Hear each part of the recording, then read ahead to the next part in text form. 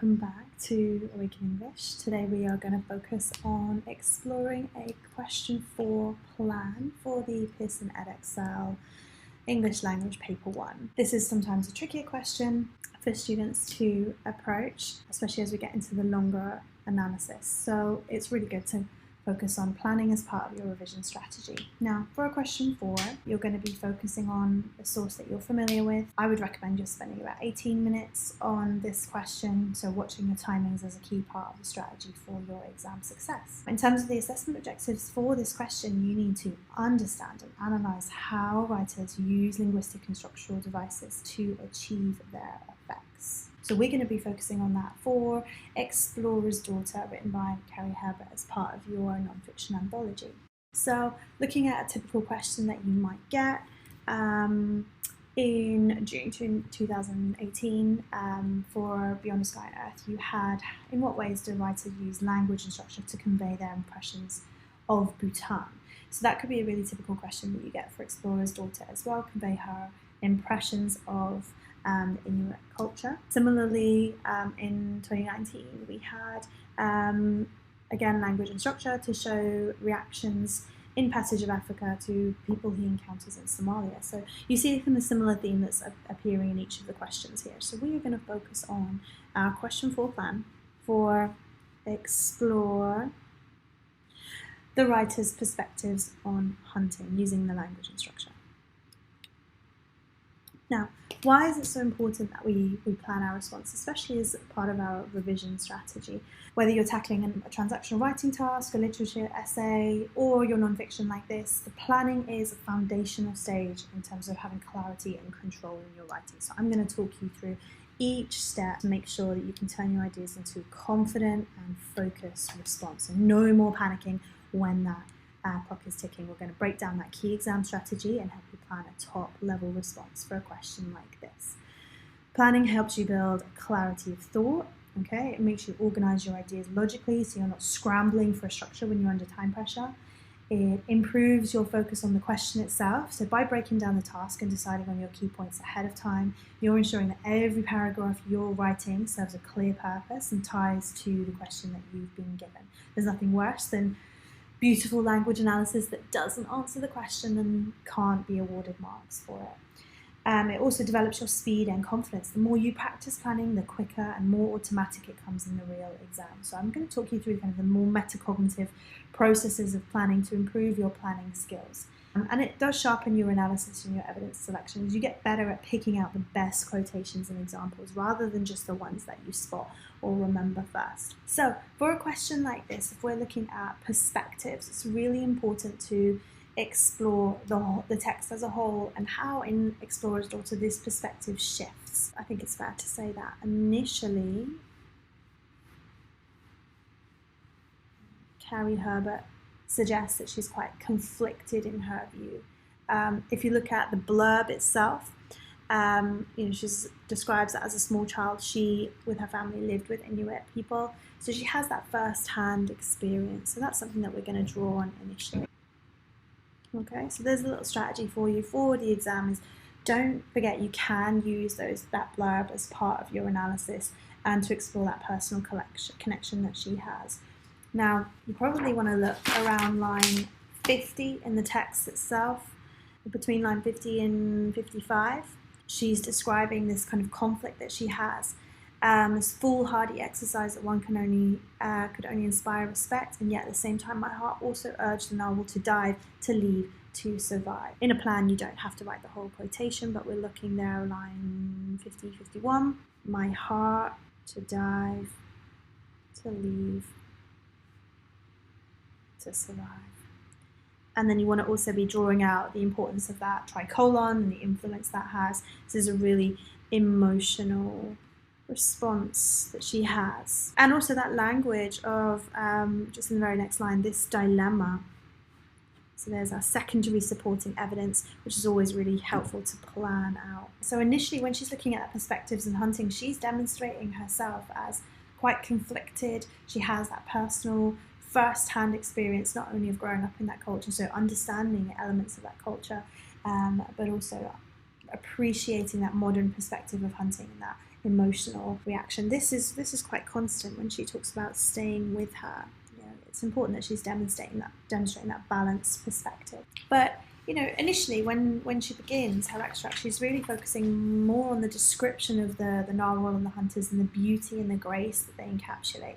So it's important to bear that in mind, because she really does make sure that she's offering quite a balanced viewpoint and compares the grace and beauty of the narwhals with that of the hunters. And this is a really interesting perspective, because she's talking about their skill. She's not vilifying them, she's not making it seem as if they're monsters for taking part in polar hunting. She understands that it's part of their culture, but also she's really appreciative of the skill level that's involved there.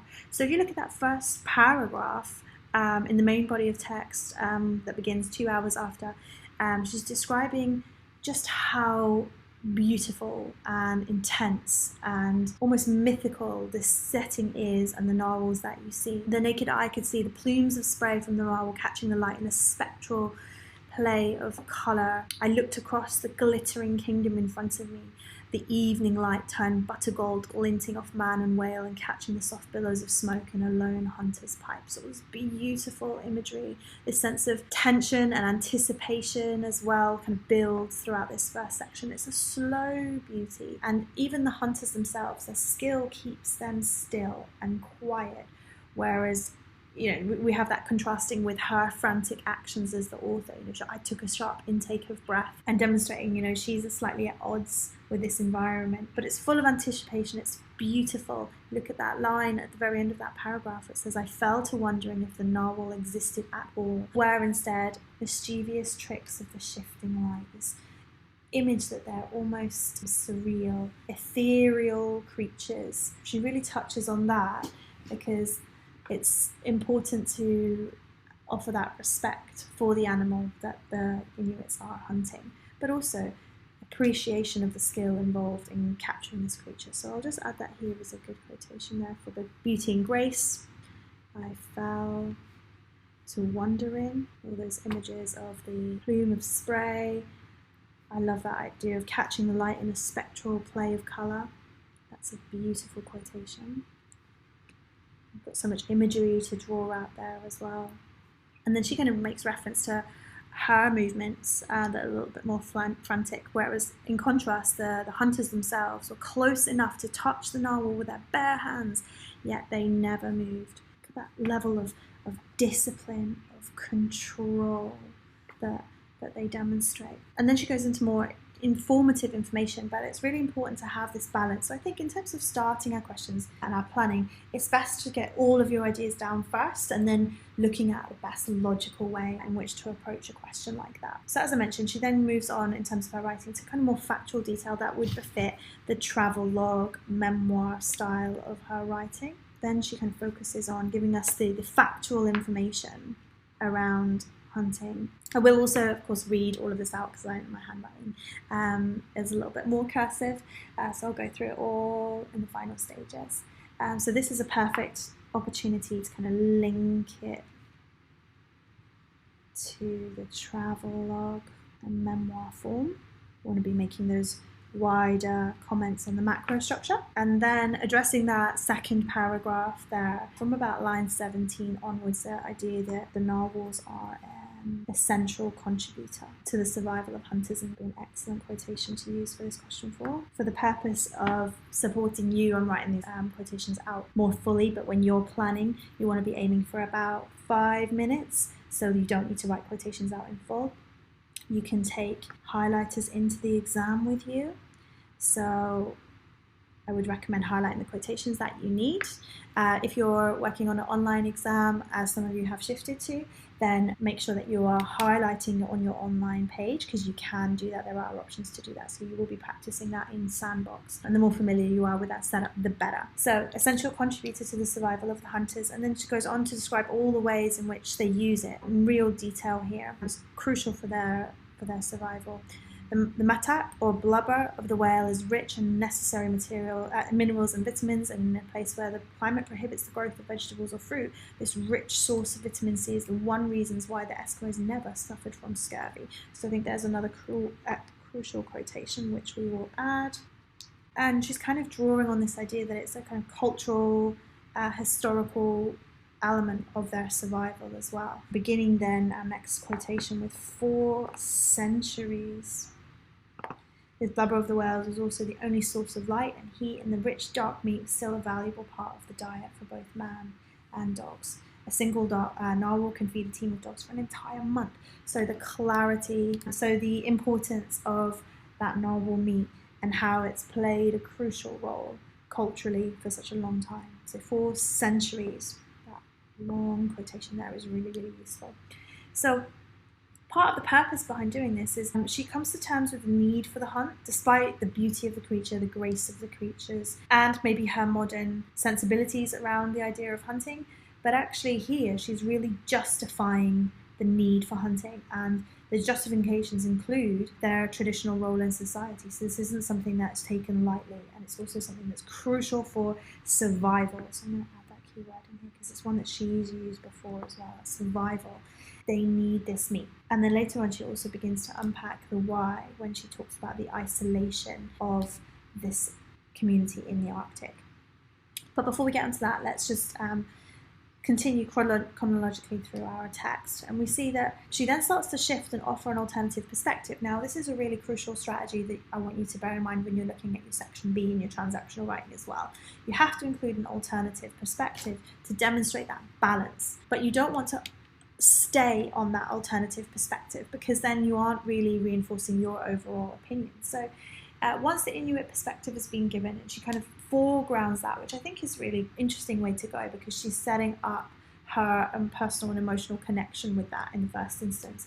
But then she addresses the controversies around polar hunting, what I guess a modern individual might have seen more of in the news as well.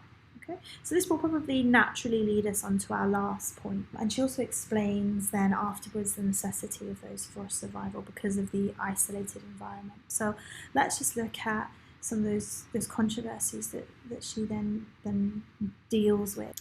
How can you possibly eat seal? I've been asked over and over again. True. The images that bombarded us several years ago of men battering seals for their fur hasn't helped the issue of polar hunting. So she's aware of that counter argument, and she addresses it. Okay, so let's make a note of those quotations there as well. Just remember, I'm just highlighting key parts of the quotations in the plan. You don't need to write them all out when you're planning, but it's part of your revision. It is a useful strategy. But then she goes on to address that, so that but is really important there, as she says, but the Inuit do not kill seals using this method, nor do they kill for sport. So that complete lack of killing for sport is really essential here. You know, often whaling, dolphin hunting, seal clubbing, they're associated with blood sports, but she's setting this aside and she's making sure that is highlighted as different. They use every part of the animal they kill, and most of the food is still brought in by the hunter-gatherers and fishermen. Now, the reason for that she touches on is the importance of that isolation. So let's add a few more quotations in here. Nor do they kill for sport. And that's such an emotively charged word as well, talking about killing for sport. Using every part of the animal. Oh, I missed out. Use that. Use every part of the animal they kill.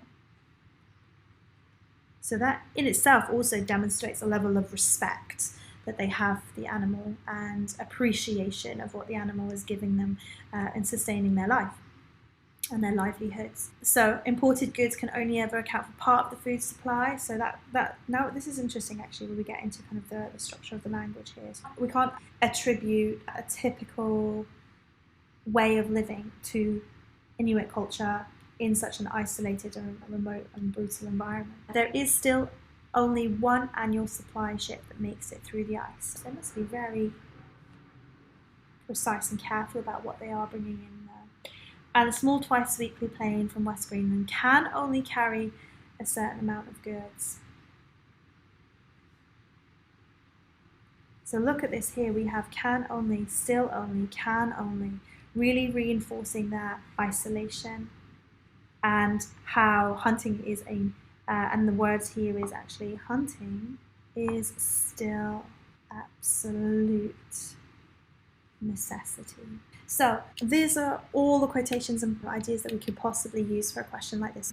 Let's look at the idea of perspectives, because that's really essential, isn't it? So she does demonstrate that she's conflicted in her view, especially when we look at the contextual statements we have at the beginning. So this is really a crucial point to begin. That's probably where we would start our first paragraph, and we have evidence, we've got our supporting quotations to back that up.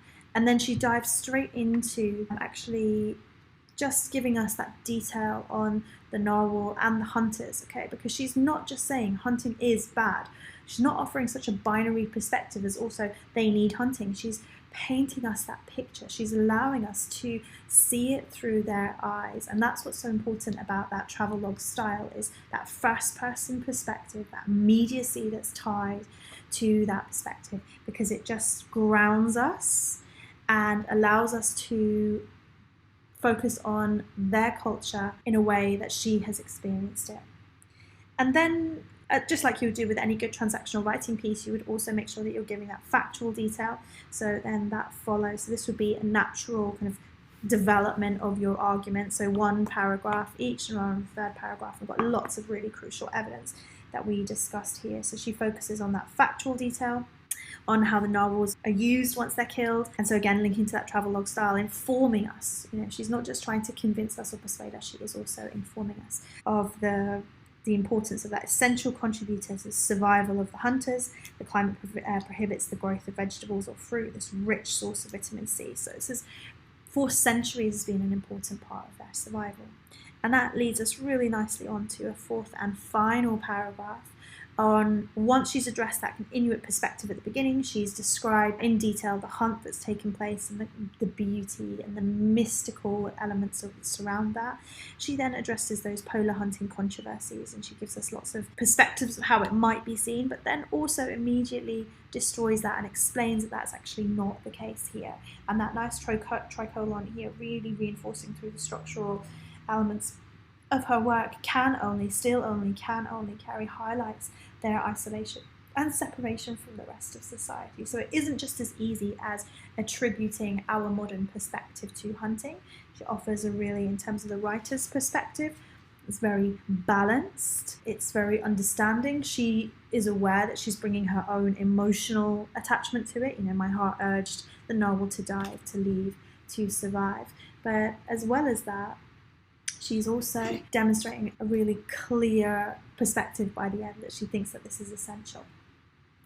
Okay, thanks so much for watching. If you found this video helpful, give it a like. Don't forget to subscribe for more tips and strategies and walkthroughs from Awaken English. If you head over to my website, you'll find some free resources, planning templates, loads of annotated examples, and even full lessons. Click the link in the description below. Comment as well if there's anything you'd like me to focus on next. Let me know what you're working on, what skill you would like us to tackle. All right, see you in our next video.